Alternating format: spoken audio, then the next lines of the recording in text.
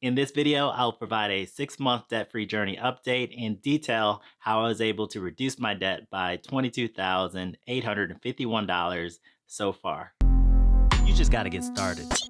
Welcome to my channel. I'm Harlan D. White, where we're focused on eliminating debt and minimizing the if-only regrets with money. On my channel, I talk about a variety of personal finance topics that I'm either learning or implementing along the way as I document my journey of eliminating almost $50,000 in debt with the goal to inspire, educate, and encourage others on their debt-free journeys as well. May 2020 was the month that I finally started to reduce my debt load, and it was something that I had been thinking about for over 4 years. Remember, there's never going to be the perfect time to start tackling your debt. Once again, getting out of debt was one of my New Year's resolutions goals. As a lot of people, I was like, yes, 2020 is going to be the year. I'm going to get out of debt. I'm going to travel.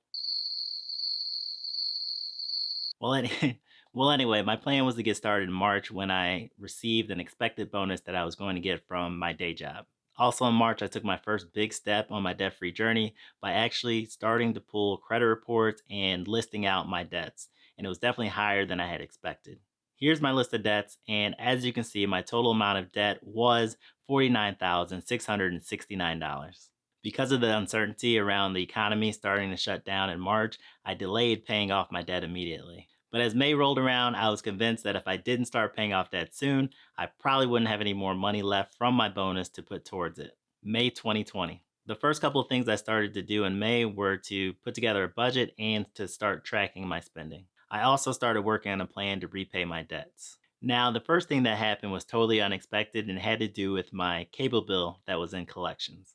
That $557 bill had been on my credit report for at least a couple years at that point in time for not returning equipment. It was just one of those things where I was being lazy, didn't return the equipment, and then as a result, it popped up on my credit report. When I had initially started reviewing my credit report earlier in the year, I noticed that the collection account for this particular debt had changed collection agencies earlier in the year. And for some reason, the collection's open date changed, which should never happen because that would impact the date that your debt should fall off your credit report. As a result, I was going to dispute the collection, but before I can put in the dispute, it automatically fell off my credit report on its own. In most instances, after 7.5 years, a creditor is forced to remove negative remarks from your credit report.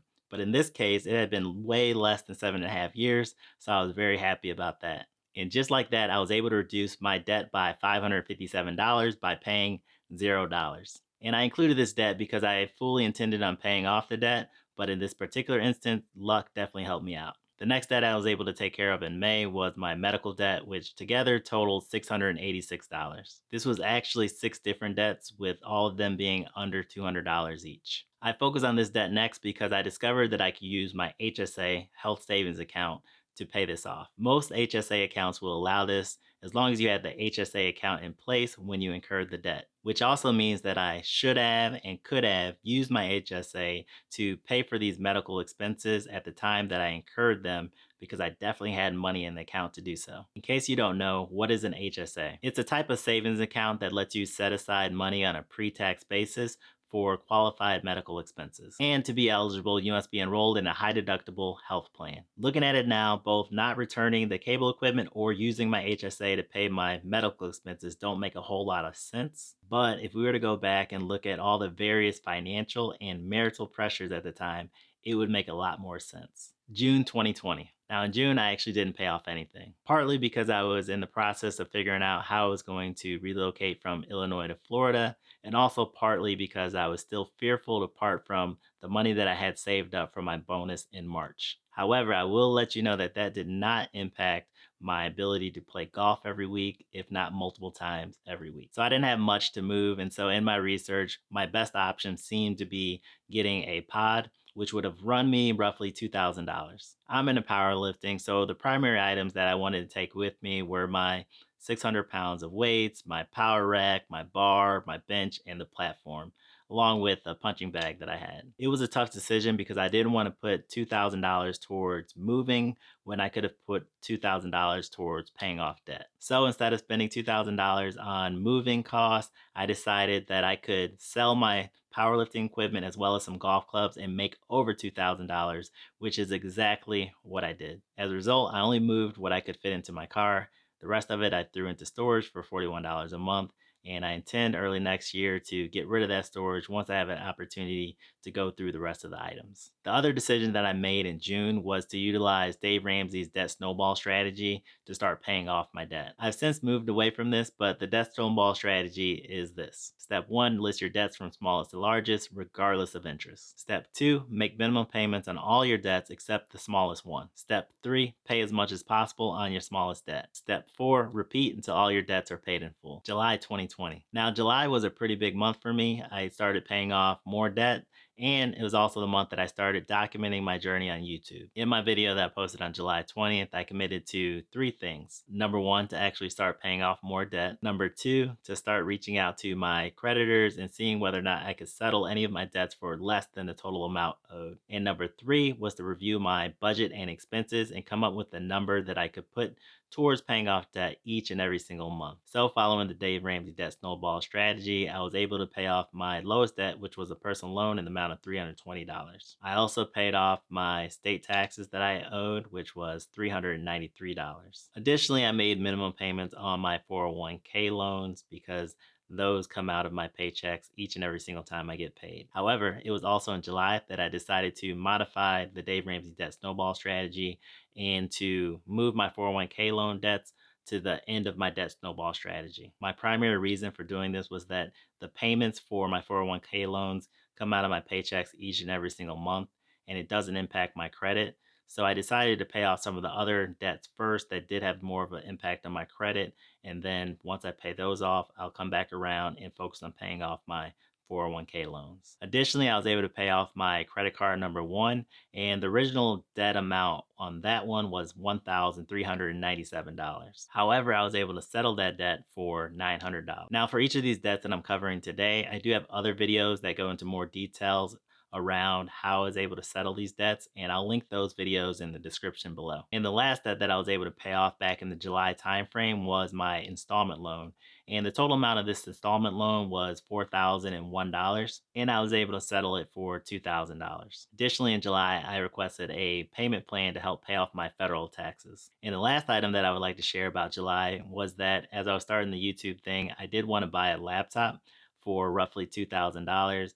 And what I ended up settling on was to get a tablet instead in the $500 range. And that way I can put that $1,500 towards paying off debt instead. August 2020. In August, there was not as much activity as there was in July in terms of paying off different debts. However, I was able to pay off my largest single debt, which was my credit card number 4, and it had an outstanding balance of $11,197. And I was able to arrange a settlement for $3,359, which I broke up into 2 payments in the month of August. Again, I'll list that video in the description below. September 2020. Now, the biggest thing that happened for me in the month of September was that I found out that I did not know how to budget, and that in actuality, I was only tracking my money. When you were tracking your money, you were figuring out where it went after you spent it. When you budget your money, you were figuring out where it goes before you spend it. My last video in August called How to Budget with YNAB helped me to figure this out. If you're familiar with YNAB or YNAB Budget, it's one of my favorite budgeting apps.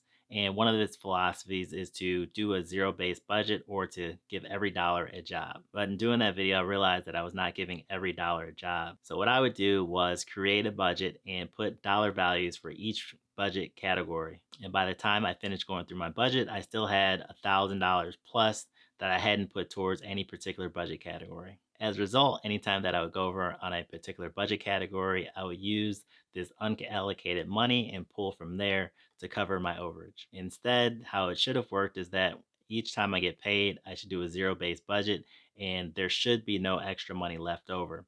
That way, anytime that I go over on a particular category, let's say food, then I'm going to be forced to choose from what other category am I going to take this money from to cover that expense. And I cover that in a little bit more detail in this video above. And to some, I know that that may seem like a small difference, but it really has made a big impact on the way that I view budgeting. And it's also increased my enjoyment of budgeting by just making that small change. So by September 4th of 2020, my total debt had been reduced by $19,686. And basically, September was also the first month that I did not have my cushion from the bonus that I had received in the March timeframe. As a result, I stuck with the strategy of paying at least $1,500 towards my debt for the month of September. October 2020. As of October 19th, my total debt has been reduced by $22,851. Now, one of the things that I did in October as a way to increase my income is that I went in and I reduced the amount that I was contributing towards my HSA and also my 401k. As a result, I'm going to use that extra money towards paying off additional debt. I also found out that my rent is going to be reduced this month, so I'm going to put that extra money towards paying off debt as well. So this month, in addition to the $1,500 that I've committed towards paying off debt, I've been able to pay an extra $300. And that does not include the amount that I put towards my 401k loans that automatically get taken out of my checks each and every single paycheck. So the total amount of debt that I have outstanding right now is $26,817. So again, here's my list of debts. And right now, my primary focus is paying off my federal taxes as quickly as possible. This is the only debt that I'm being penalized with interest and fees. And so I want to get this paid off as quickly as possible. Right now, I do have an auto payment of $800 that comes out on the 14th of each and every single month. And then whatever additional income that I have, like for example, this month, I put that extra $300 towards my taxes. As far as my credit card number 3, I have a monthly minimum payment on that one for $500 a month. So right now, I'm going to just pay that minimum balance until I pay off the taxes. Once I pay off the taxes, I'll take that extra money and put it towards paying off my credit card number 3. As far as my 401k loan payments, those will continue to come out of each and every single paycheck. But once I pay off my federal taxes and my credit card number 3, I can start looking at potentially paying off the 401k loans. But most likely prior to paying off the 401k loans, once the federal taxes are paid off and credit card number 3 is paid off, then I'll reach out to credit card number 2 and see what I can do in terms of settling that debt for less with a one-time lump sum payment. Now, if I was only to continue paying $1,500 a month towards my debt, it will still be another 18 months before I'm able to pay off all of my debts in full, which definitely seems like a long time away to me. However, I do want to try to pull in that timeline as much as possible. Ideally, I would like to be able to be done in May timeframe, and that way I can say I finished my debt payoff within a year. And part of that, I'm hoping to get the bonus, I don't know how that's going to be impacted next year that I can put towards the debt. Plus, seeing if there's any other ways that I can make some extra money that I can put towards debt to make that happen. And the last topic I quickly wanted to cover was my improvement in my credit scores using Credit Karma over the last 6 months. TransUnion score went from 525 points to 640 points. My Equifax went from 532 points to 640 points. And so that's my debt-free journey update. I'm now 6 months in, and I am excited about continuing to attack this debt and providing weekly updates to each and every one of you. If for some reason you managed to make it all the way this far, please make sure you like, comment, share, and subscribe. Definitely subscribe if you haven't already. If you're interested in more content like this or other personal finance topics that could help you along on your debt-free journey, definitely make sure you subscribe and hit that notifications bell. Until next time.